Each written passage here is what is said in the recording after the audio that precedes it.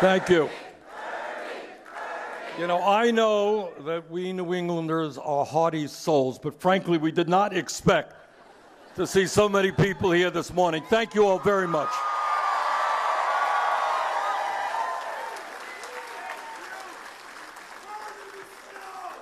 Let me thank Pardon the Spins for their music. Let me thank Nikki Casey and Justin Mesmer and Cheryl Town and Ginny Towler for their remarks, and thank Richard Gula. The State Employees Association was going to be here, but guess the roads kept them away. Where's Richard? He's here. All right. The roads did not keep him away. All right. All right, we got a lot to talk about because we are living in an extraordinary moment in American history.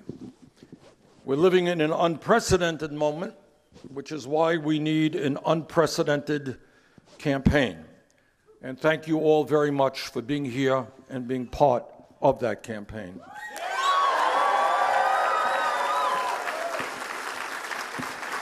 And let me be very clear.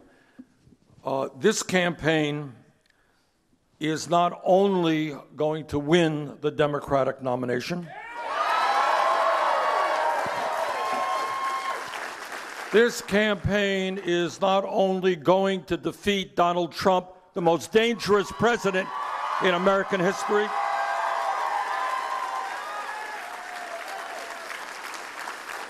but with your help, this campaign is going to transform our country and finally create an economy and a government which works for all of us, not just the 1%.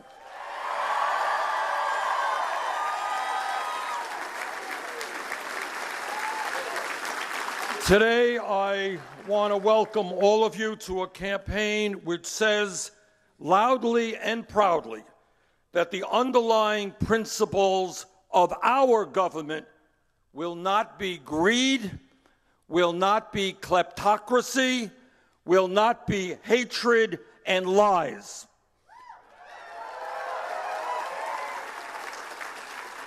The underlying principles of our government will not be racism, sexism, xenophobia, homophobia, and religious bigotry.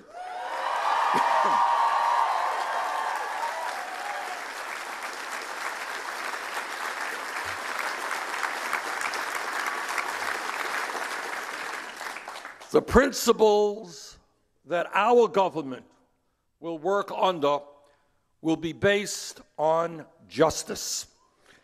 Economic justice, social justice, racial justice, and environmental justice.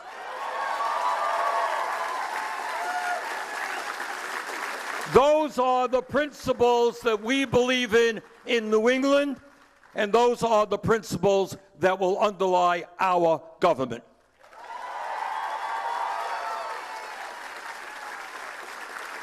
And today I want to welcome you to a campaign which tells the powerful special interests who control so much of the economic and political life of our country that we will no longer accept their greed, which is destroying the middle class.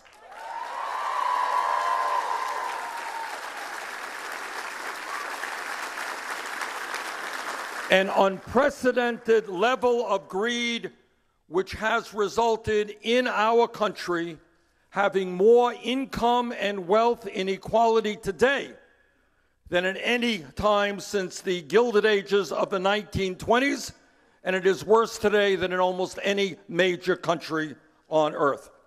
No, we are very clear and unapologetic in stating that we will not stand idly by and allow 3 families in America to own more wealth than the bottom half of the American people.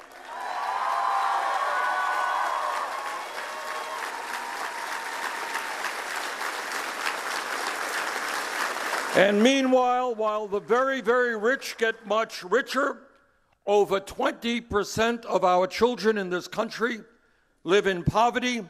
Veterans who put their lives on the line to defend us sleep out on the streets, and seniors in New Hampshire, Vermont, and all over this country cannot afford their prescription drugs. We will no longer accept 46% of all new income going to the top 1%.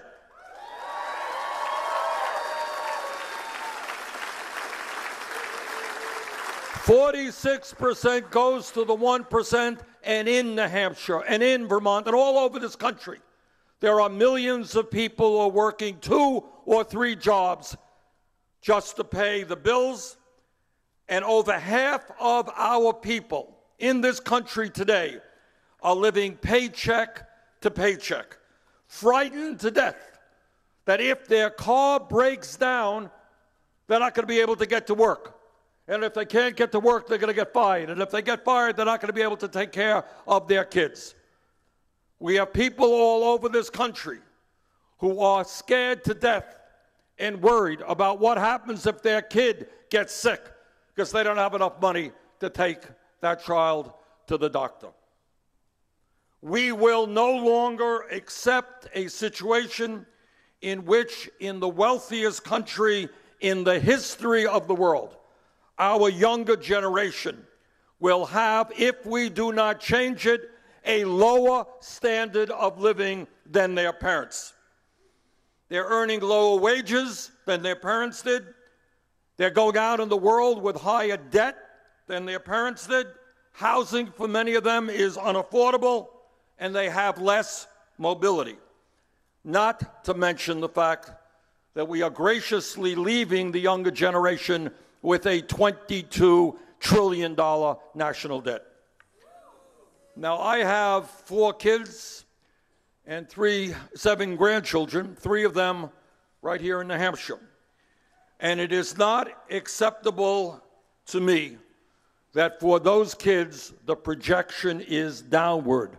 I believe in upward mobility, not downward mobility, and that is the economy we create.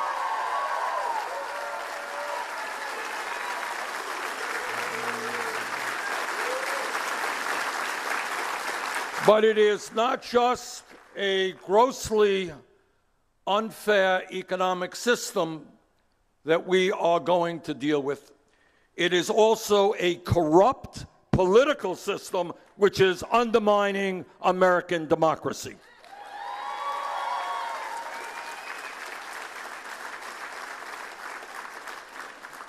Now, I know that this is a very radical idea in terms of what's going on in America today, but we in New England have an old-fashioned idea that democracy is about one person, one vote, not billionaires buying elections.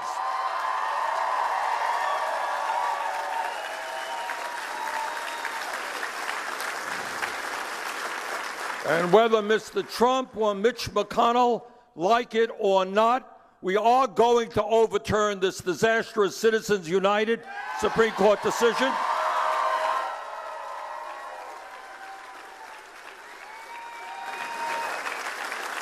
And we're going to move toward public funding of elections. Because I want any person in this room, any person in America who wants to run for office, no matter what their political views may be, I want them to be able to run for office regardless of their income, and I do not want to see them having to be dependent on big money interest to run a decent campaign.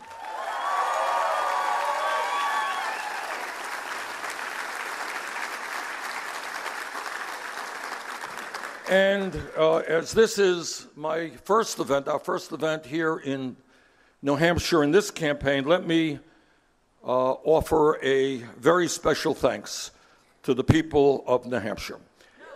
In 2000, as all of you will remember, in 2016, this is where the political revolution took off. Thank you, New Hampshire.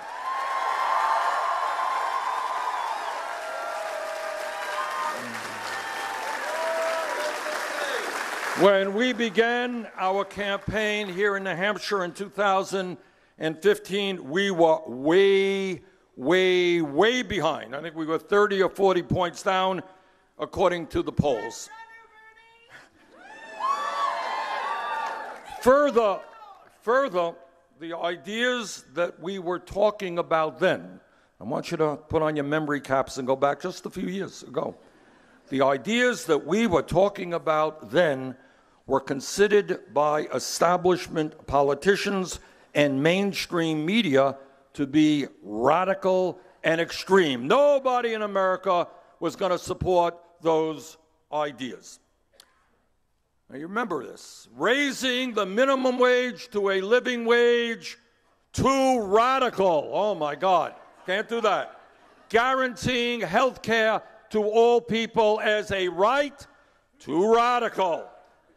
Creating up to 15 million jobs by investing $1 trillion to rebuild our crumbling infrastructure, too radical. Aggressively combating climate change, too radical. Reforming our broken criminal justice system and our broken immigration system, not having a super PAC and not having to beg wealthy people for campaign contributions, ending the power of superdelegates at the Democratic Convention.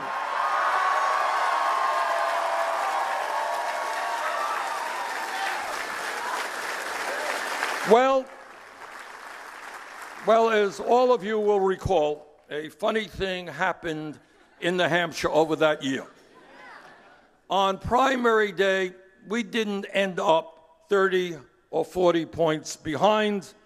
On primary day, we won a very strong victory here in New Hampshire.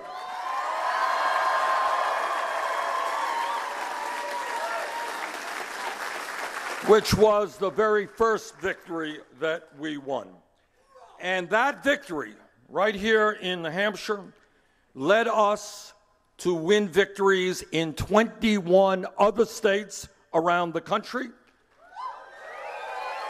led us to win over 13 million votes, over 1,700 delegates to the Democratic Convention, and to me, most importantly, more votes from young people, black and white and Latino, Asian American and Native American, than Donald Trump and Hillary Clinton combined.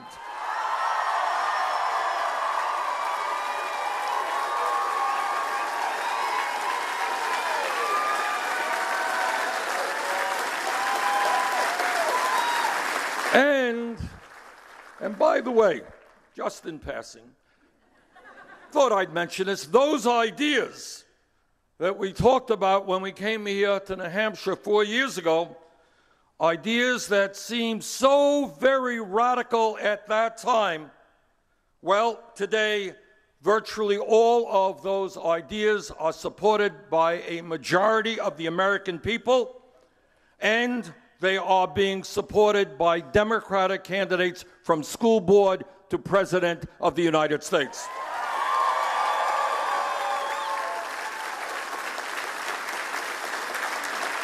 So, to the people of New Hampshire, let me say that you helped begin the political revolution in 2016, and with your help on this campaign, we are going to complete what we started here.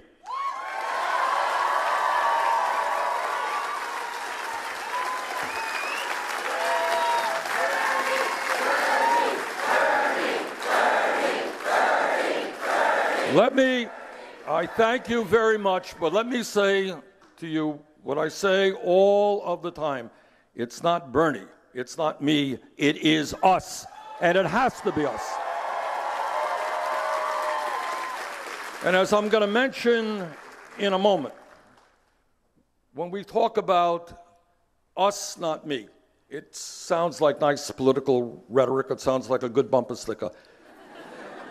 But trust me, it is much deeper than that. And I'll tell you why that is the case. The reality is that in America today, given the incredible power that the special interests have, here is the truth. Not many people will tell you this. No president, no matter how well-intentioned, no matter how decent that person may be, can in fact do it alone. Because the special interests have so much wealth, so much power, so much influence over the media, that no one president can do it alone. We've got to end that mythology. We cannot do it with one president. We have to do it with a mass movement of millions of people standing up and fighting back. So I'm not talking about rhetoric.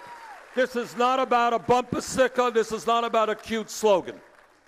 This is about the fact that we need to stand together in this campaign to win the nomination. We need to defeat Trump together. But I will need your help the day after the election, the day after the inauguration.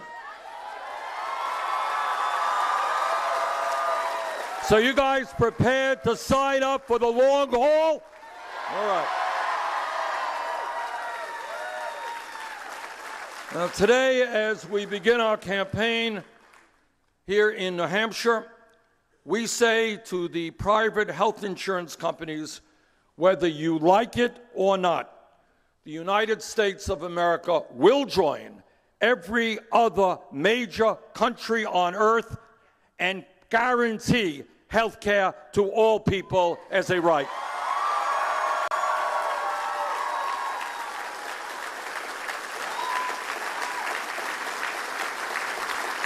All Americans, doesn't sound like a very radical idea to me, but we got to say it.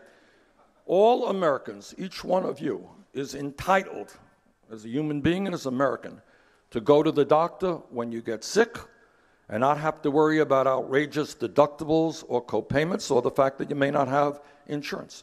And all of you are entitled to know that if, God forbid, you end up in the hospital with a serious illness, your family does not have to go bankrupt in order to pay the hospital bills.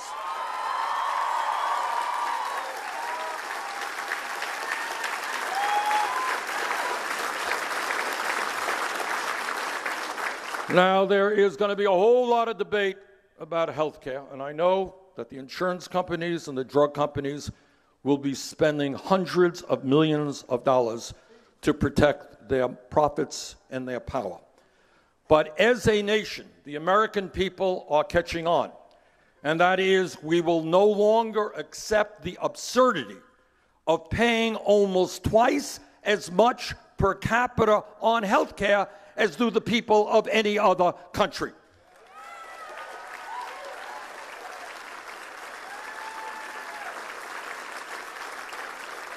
While at the same time, we have a lower life expectancy and worse health care outcomes than many other countries.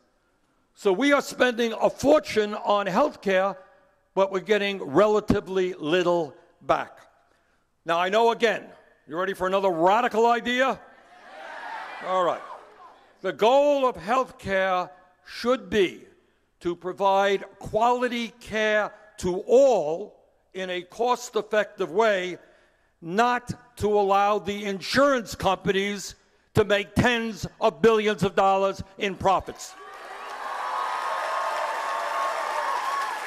Now, let me tell you what you won't see on TV in the insurance company ads. In 2017, remember, 30 million people, no health insurance, more underinsured with high deductibles and high copayments. In the midst of all of that, in 2017, the top 65 healthcare CEOs, guys who run the insurance companies, made $1.7 billion in compensation. Children can't afford to go to the doctor, but the CEO of United Health Group made $83 million in compensation. We need a healthcare system that invests in disease prevention, that invest in doctors, in nurses, in dentists, and in rural clinics so that everybody in this country has access to a doctor or a dentist. We do not need a healthcare system which allows insurance companies to make billions of dollars in profit and the CEOs of those companies to make outlandish compensation packages. So we say to the insurance companies, your day is coming. Yes, we are going to pass a Medicare for all single-payer program.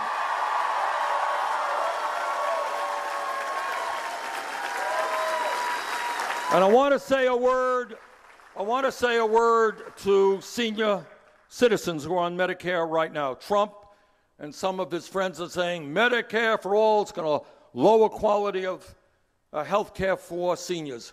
I know I shock you when I say this. Donald Trump is lying. I know.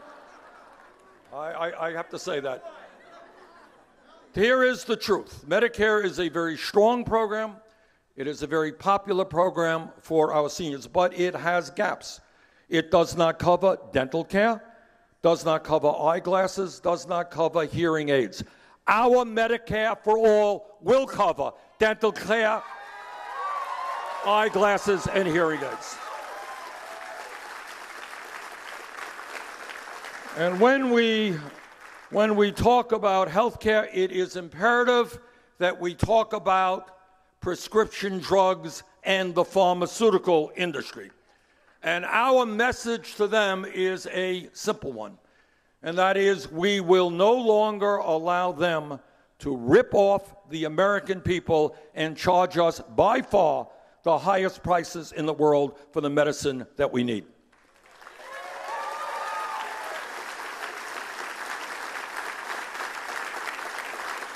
Way back when I was a congressman from Vermont in 1999, and I'll never forget this as long as I live, we took a busload of women, working class women, many of whom were struggling with breast cancer.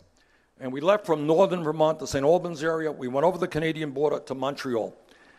And we walked in, and we had planned this out. We walked into a pharmacy in Montreal, and the women there were able to purchase tamoxifen, which is a widely prescribed breast cancer drug, for 1/10 of the price that they were paying in Vermont.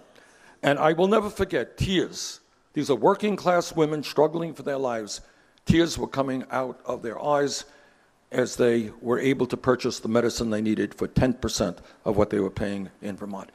And on drug after drug, if you go all over the world, you go to the UK, France, Scandinavia, Canada, wherever it is, the same exact drug in the same exact bottle made in the same exact factory is sold in this country for far, far higher prices. Meanwhile, last year, the 5 major drug companies made $50 billion in profit. So we say to the drug companies that elderly people in Vermont and in Hampshire in this country are not going to have to cut their pills in half. We're not going to tolerate a situation where 1 out of 5 Americans cannot afford to fill the prescriptions their doctors write. Can you imagine how insane that is? You're sick. You go to the doctor's office. The doctor writes out a prescription. You can't fill it. All right? Drug companies, that is going to end. We're going to lower drug prices in this country.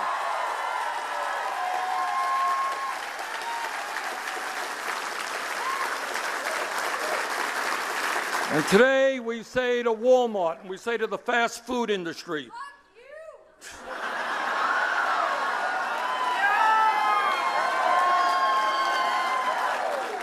well, that's one way you could say it. I'm the United States Senator, so I can't say it like that, but I understand that. But what we will say is start paying your employees a living wage.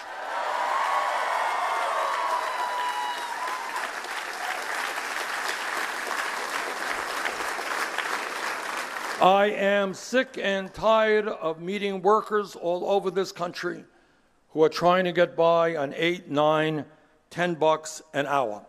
And the truth is that nobody can do that. You can't put a roof over your head, you can't buy food, you can't take care of your kids, you just can't do it.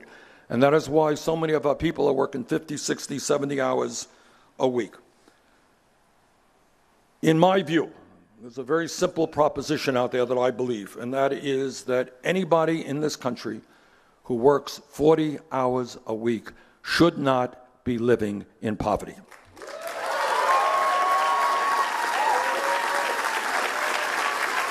So yes, we say to Walmart and the other low-wage employers, we are going to raise the minimum wage in this country from $7.25 an hour to a living wage, $15 an hour. And I want to take a moment to share with you the kind of progress that we are making. 4 years ago, when I was here in New Hampshire and we talked about the idea of a $15 an hour minimum wage, it seemed like an impossible dream because we were more than doubling the federal minimum wage. Well, since then, I'm proud to tell you that 5 states in this country have already passed legislation to raise the minimum wage. And just last week, legislation that I've offered in the Senate, the same in the House, just last week, the U.S. House Committee on Labor and Education reported a bill out that will raise the federal minimum wage from $7.25 an hour to $15. And that bill will pass the House in the next few weeks.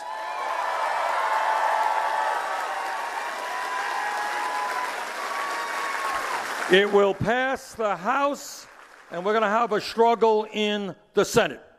So do everything you can, to your friends all over this country. Working people can no longer work for starvation wages. We're going to raise that minimum wage to $15 an hour. And by the way, in addition to states moving in the right direction, in addition to the federal government beginning to move, some of you may know that we put enough pressure on Amazon and Disney so that they have now raised their minimum wage to at least $15 an hour. Now, there's an issue out there that doesn't get anywhere near the attention that it deserves, and that is that you know and I know, and every psychologist who studies the issue understands, that the most important time of a human being's life are 0 through 4. That's when human beings develop intellectually and emotionally. And yet, throughout this country, we have a dysfunctional child care system, which is unfair to the children and unfair to their parents. So today, we stand before you and say that we will pass universal, affordable child care in this country.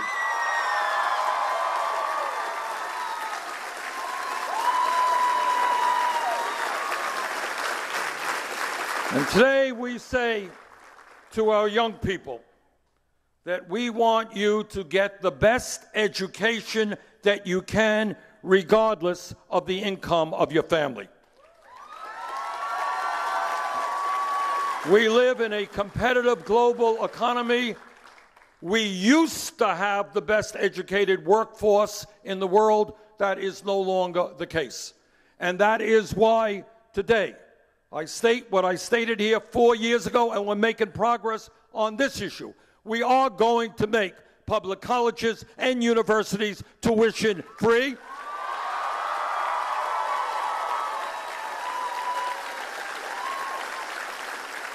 How many of you here today are dealing with student debt? We're going to substantially lower that student debt. And today we say to our senior citizens, 20% of whom are trying to get by on Social Security benefits of $13,500 or less. Think for a moment. in the richest country in the history of the world, where we're seeing a proliferation of billionaires. You got millions of seniors trying to get by on incredibly small amounts of money. My Republican colleagues in the Congress, they want to cut Social Security. We got some bad news for them. We're going to expand Social Security benefits, not cut them.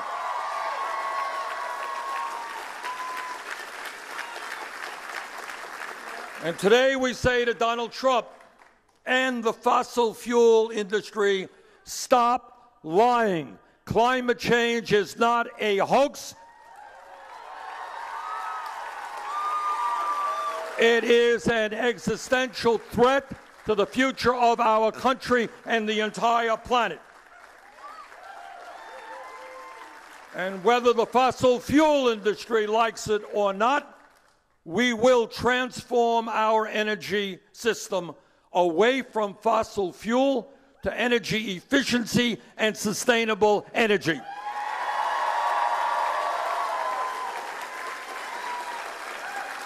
And when we transform our energy system, when we transform our sustainable energy, we create more sustainable energy, and when we weatherize our homes and our buildings, we're going to create millions of good-paying jobs. We have a moral responsibility. This is a profound issue.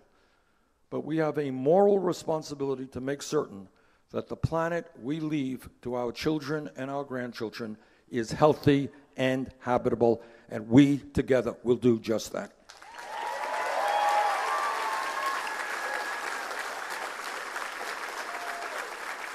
And today we say to the prison industrial complex that we, in fact, are going to bring about real criminal justice reform.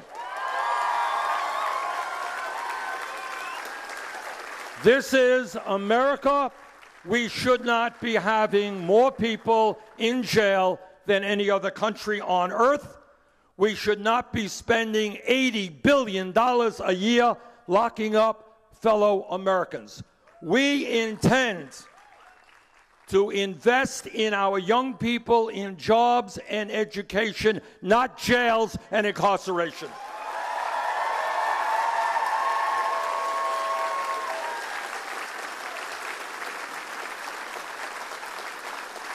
No more private prisons and detention centers. And we are finally going to end the war on drugs, which has destroyed so many lives. No more keeping people in jail. Do you all know, and I didn't know this until a few years ago, I should have, that right now, as we speak, there are hundreds of thousands of people in jail in this country. You know why they're in jail? Because they are poor and cannot afford cash bail. We're going to end cash bail in this country.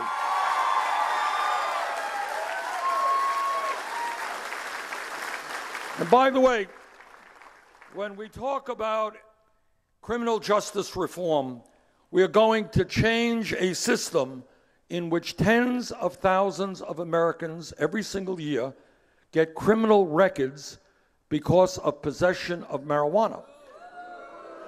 But, and I want you to think about this, this is how corrupt that system is. You get a criminal record if you're caught with marijuana, but not one major Wall Street executive went to jail despite their illegal behavior in destroying our economy in 2008.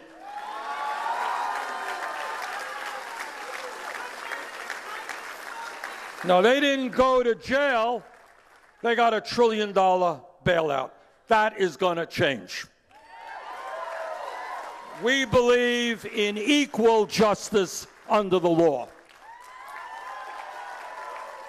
And today we say that instead of demonizing the undocumented immigrants in this country, we are going to pass comprehensive immigration reform and a path toward citizenship.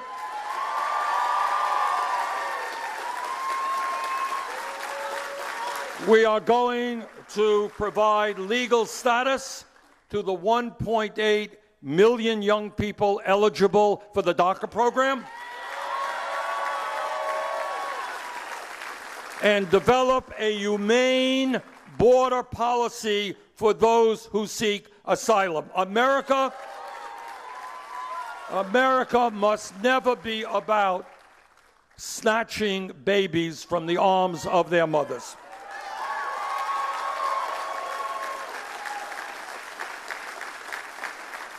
Today we say to the top 1% who have never had it so good and the large corporations who are enjoying record-breaking profits that under a Bernie Sanders administration, we are going to end the massive tax breaks and loopholes that you currently enjoy.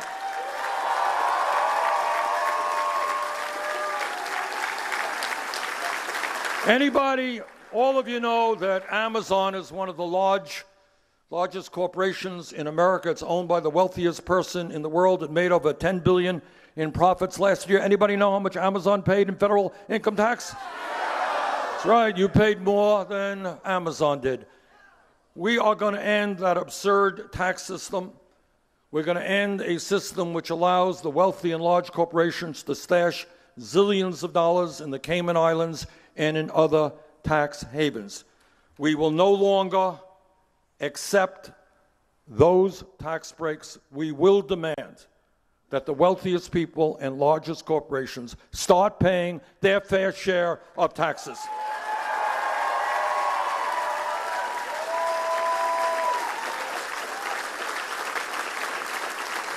We are going to end austerity for working families and bring some austerity to the 1% and large multinationals.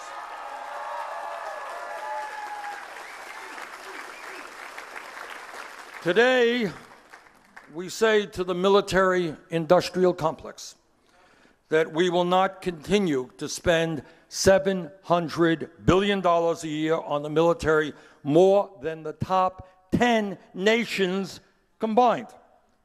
We are going to invest in affordable housing. We're going to invest in public education. We are not going to continue to invest in never-ending wars.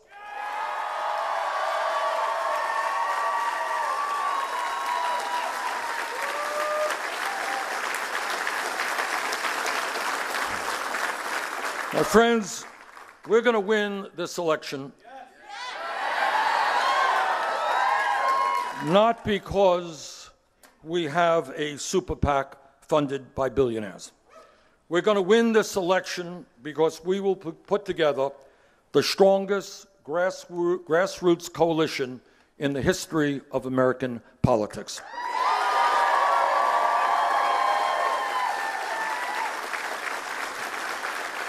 Donald Trump wants to divide our people up based on the color of our skin, our country of origin, our gender, our religion, our sexual orientation. We are going to do exactly the opposite. We are going to bring our people together, black and white and Latino, Native American, Asian American, gay and straight, young and old, men and women, native-born and immigrant.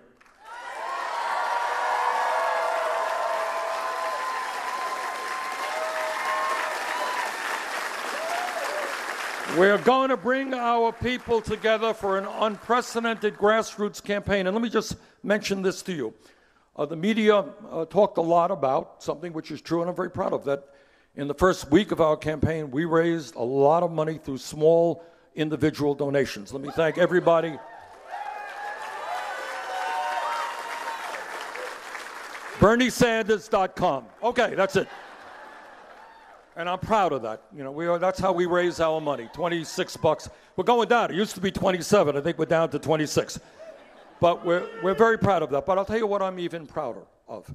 That in the last couple of weeks, we have signed up over 1.1 million people who are prepared to roll up their sleeves and get to work on this grassroots campaign. And I want to thank all of them.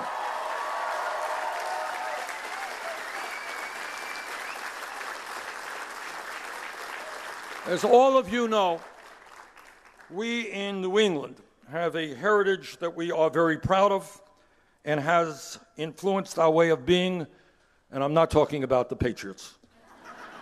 And that is the concept of town meeting. This is a tradition that has been going on in New England for hundreds of years, and it's something that I take very, very seriously, because town meeting means to me people coming together in a community and arguing about how much they're going to spend on education, how much they're going to spend on the roads, and people treat each other with respect. Doesn't matter how much money you have, doesn't matter where in town you live. You got one vote per person. And that, to me, is the essence of what democracy is about.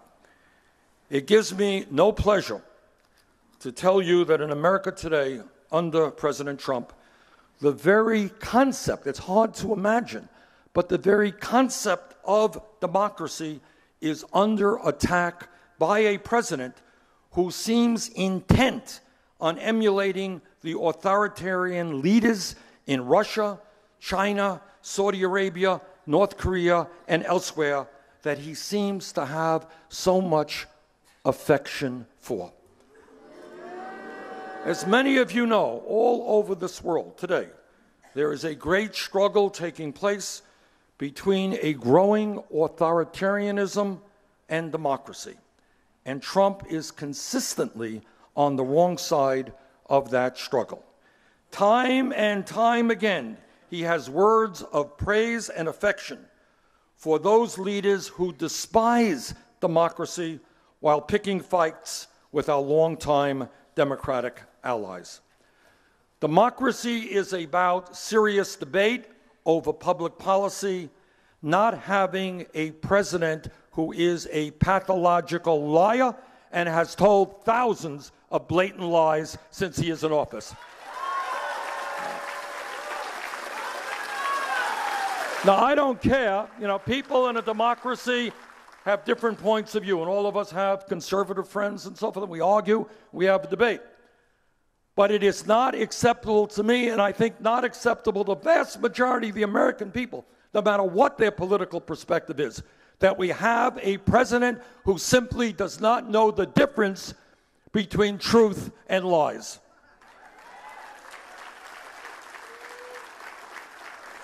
Democracy is about understanding that in a free society with a free media, political leaders will always get criticized. It is beyond disgraceful that our president refers to the American media as enemies of the people. This is what demagogues always do. Rather than accept responsibility for what they do, they claim that what anyone is saying about them is a lie. At a time when reporters around the world are literally being killed because of the work they are doing, Trump is intentionally intimidating the press here in the United States. In fact, he even praised a congressman who physically assaulted a journalist during a campaign in Montana.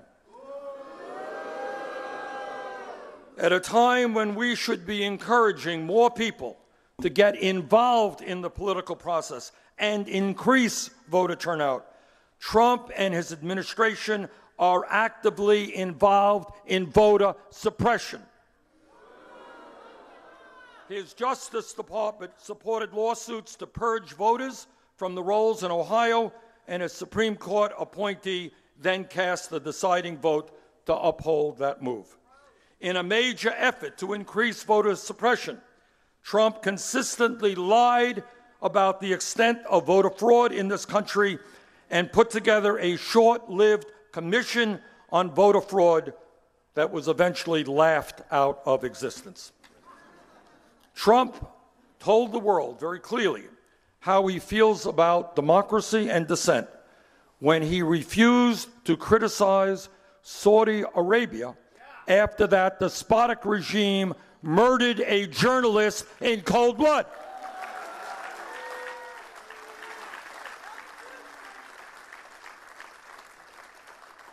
So one of our tasks, and I say this to people who disagree with me politically, our conservative friends, what all of us should be involved in is strengthening our democracy.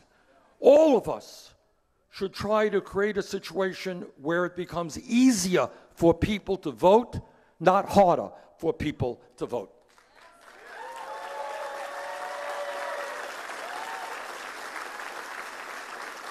And as we engage in serious political debate and we listen to each other's point of view, all of us, conservative, moderate, progressive, should condemn a president who consistently lies.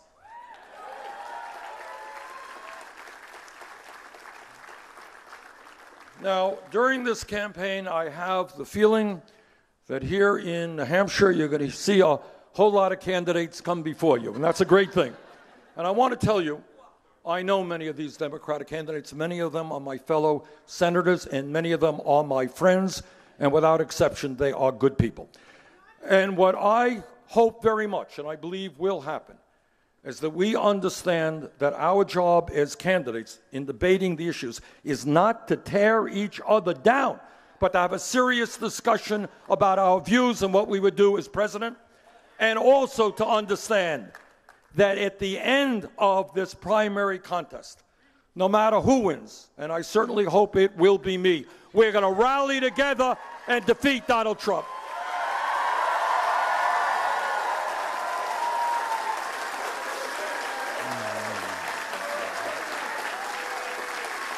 Now, a lot of folks are going to come through New Hampshire. They're going to tell you what they're going to do, and let me be as clear as I can be. And telling you what my goals are. When we, and I use the word we advisedly, when we are in the White House, we will enact a federal jobs guarantee to ensure that everyone who is able to work is guaranteed a stable job. There is, as all of you know, there is so much work to be done in America, whether it's rebuilding our infrastructure, whether it's dealing with climate change, dealing with childcare, taking care of the elderly. We're going to need more workers in healthcare.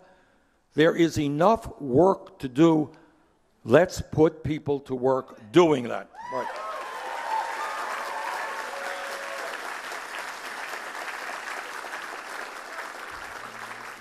Vermont is one of the most rural states in this country, as is New Hampshire. And when we are in the White House, we will not only end the decline of rural America. I don't want to see kids being forced to leave the small towns they love and grew up in because there are no jobs and there is no decent health care. We're going to rebuild rural America.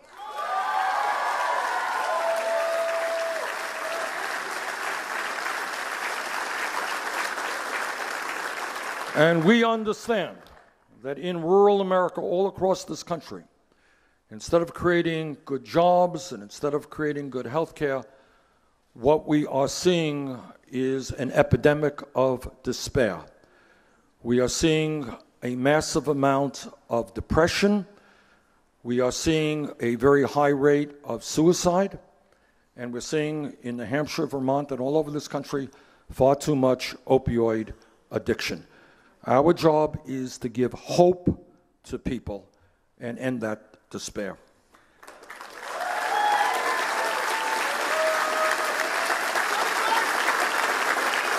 When we are in the White House, we will move aggressively to end the epidemic of gun violence in this country. And pass common sense gun safety legislation that the overwhelming majority of Americans want. When we are in the White House, we are going to address not only the national disparities of income and wealth, but the racial disparities as well.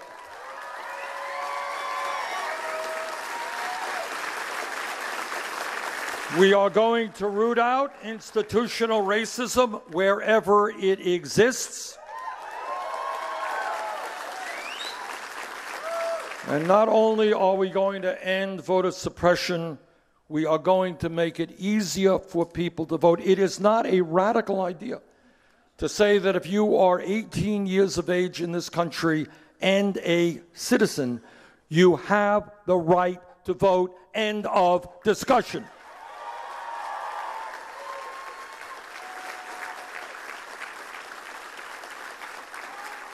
When we are in the White House, we are going to protect a woman's right to control her own body.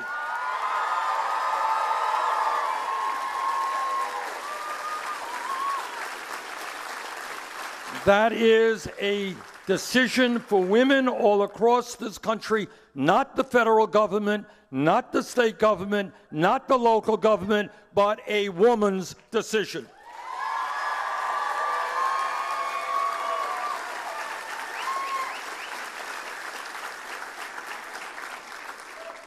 Make no mistake about it.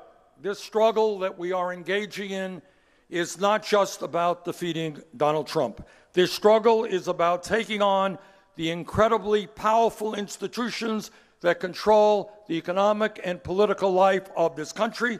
And I am talking about Wall Street. If you think we're going to get affordable loans to small businesses, you're going to have to deal with Wall Street and start breaking up these huge banks. If you think we're going to get Medicare for all, we're going to have to take on the insurance companies. If you think we're going to lower drug prices in this country, we're going to have to take on the pharmaceutical industry. If you think we're going to end never-ending wars and lower military spending, we're going to have to take on the military-industrial complex. If you think we're going to protect family-based agriculture and organic agriculture in this country, you're going to have to take on agribusiness and Monsanto. If we're going to bring about criminal justice reform, we're going to have to take on the prison industrial complex. Now, I say that just to give you an idea how hard this struggle is. It's not a question of somebody coming before you and wanting to do the right thing. It's somebody coming before you and understanding that we need millions of people to take these folks on who have unlimited amounts of money. You're going to see their 30-second ads all over this state. Now, they have the money, they have the power, but we have something together that they do not have. We have the people.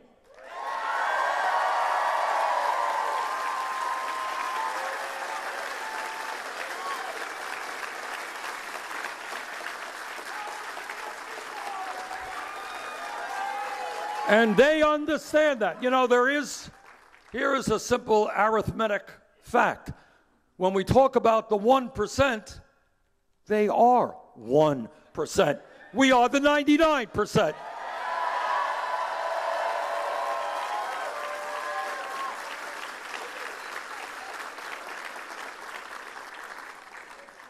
If we stand together, and by the way, their political tactic is what demagogues always do. They understand that when ordinary people stand together, what do people want? They want health care. They want good jobs. They want good education for the kids. They want to be able to drink good water. They want to breathe clean air. They don't want wars. That's what people want. So how do these guys win elections? They win elections by dividing us up. Oh, somebody over there is a different color than you. Somebody over there is of different sexual orientation than you. Oh, somebody there came from Mexico. Oh, somebody there is this, somebody there is gay, somebody there is that. Our job is to stand up to Trump, not let him divide us up.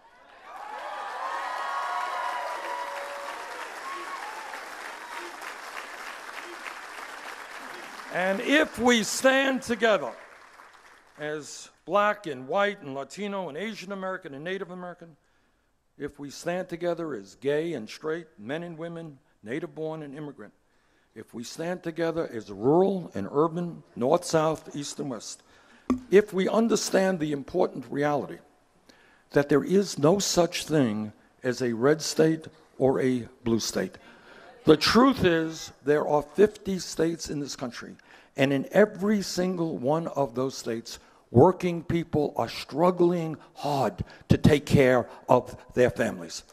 That is the reality of America.